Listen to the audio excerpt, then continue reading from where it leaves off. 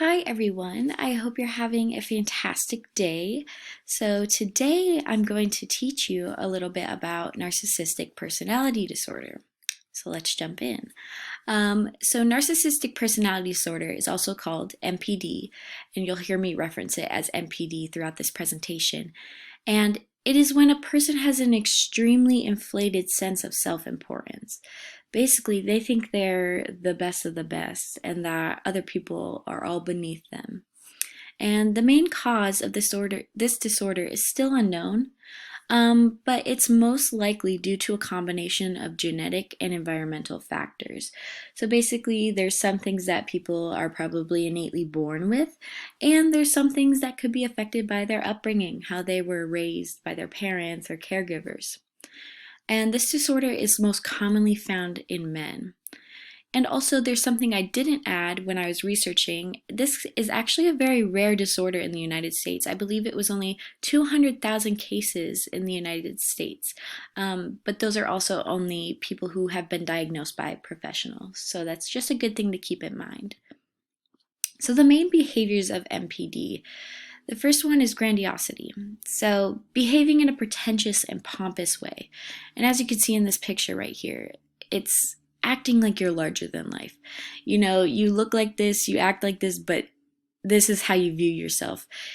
And it's just a very difficult behavior to engage in. The next one is exploitation of others. So treating others unfairly to benefit you because these people, they feel better than other people.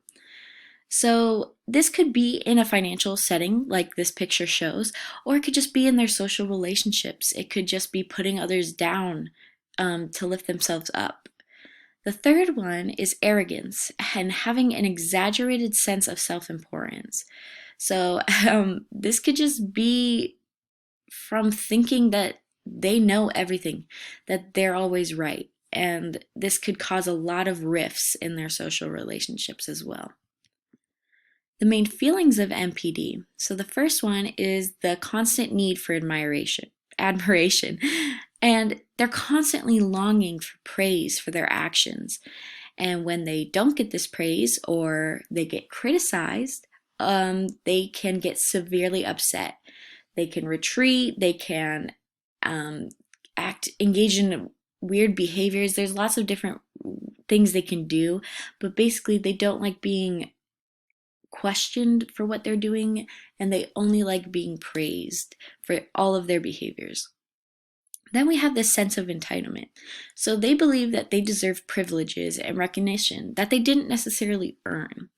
They believe that everything they are doing is perfectly amazing and that they deserve the best of the best, even if they didn't earn it. Then, this is the one that I saw the most when I was researching, is the lack of empathy. So they don't have the ability to step into another person's shoes and feel what they feel.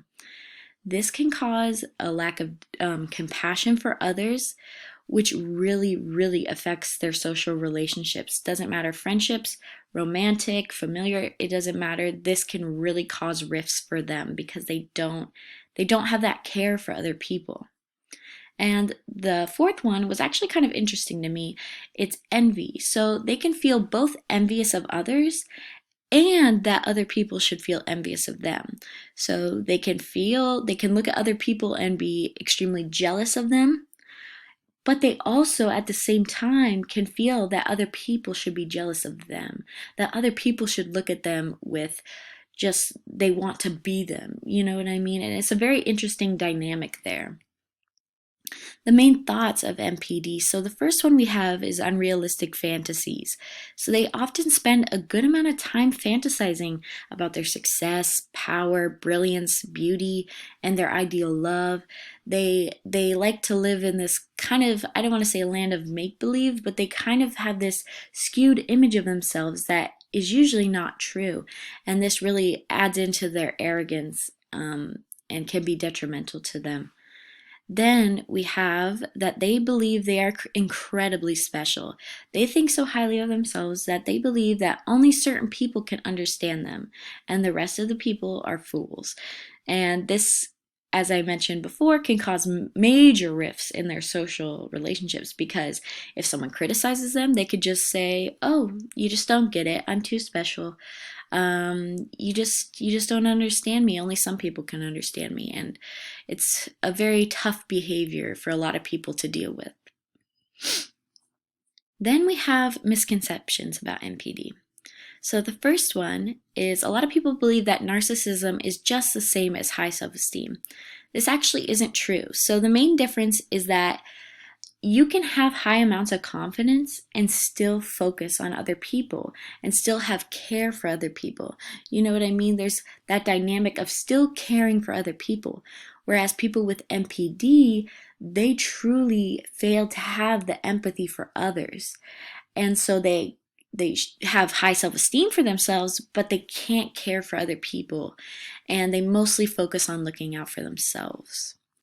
The second misconception is that people with NPD are actually just insecure. So this is also not true, because those who have NPD, they may push people away if they are being questioned, if their behaviors are being questioned, or if they're being told they're wrong. They may push people away. And a lot of people might assume that, oh, they're insecure maybe, or they feel bad about themselves, and so that's why they close off from people. But it's actually not true. They believe that they are the best individuals in the world. So self-esteem usually isn't an issue for these individuals.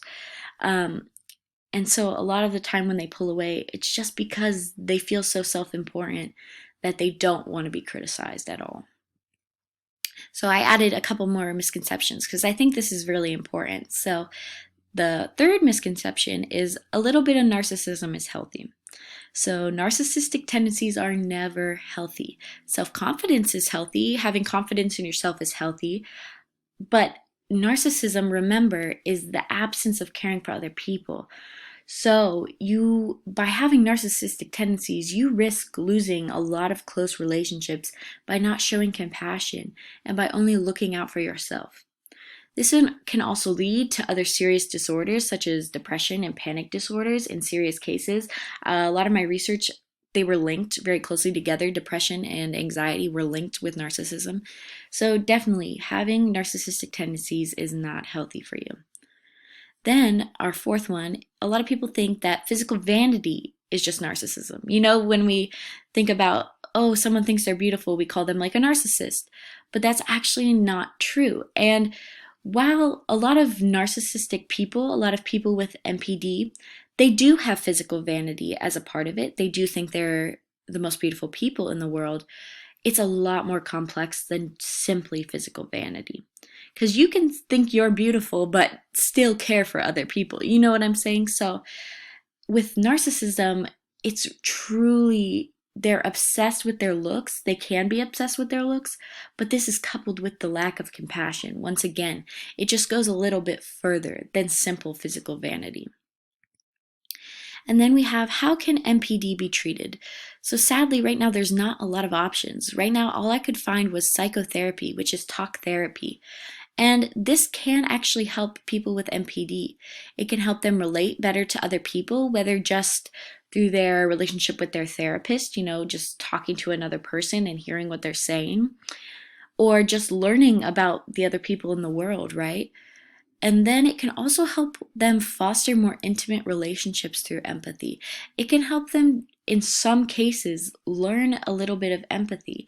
Now, this might be very difficult, and I'm not saying that this could be 100% proven, like you go to talk therapy and suddenly you know empathy. It's not like that. It could be very difficult, but this is an option for them. And they can also learn to understand what causes their feelings of entitlement. The therapist can ask them questions like, what causes them to be in competition with others, and what causes them to distrust others. And they can really dive deep into their past. And this could maybe help them kind of sort through their narcissistic behaviors and thoughts. And really, it could help them ease those symptoms. And so currently there is no medication to treat NPD at this time. However, if the patient also has symptoms of depression and anxiety, like I mentioned before, those are very common to be linked to NPD, they can be administered antidepressants, which may help their symptoms. That isn't a for sure, but by easing some of their depression and anxiety symptoms, it could maybe help their MPD. And sadly, in this last paragraph here, I just referenced that there's not many options for ways to treat narcissistic personality disorder at this time. And it can be extremely difficult for these individuals to seek help and to accept help because they can be very belligerent against criticism. As I mentioned before, they can close off and they could say, no, there's nothing wrong with me. And so that could be very difficult for them. And then my last slide, just some main sources that I researched from. So if you want to read up on those, they're also very awesome sources to read up on and to learn more. And I hope you guys enjoyed this presentation.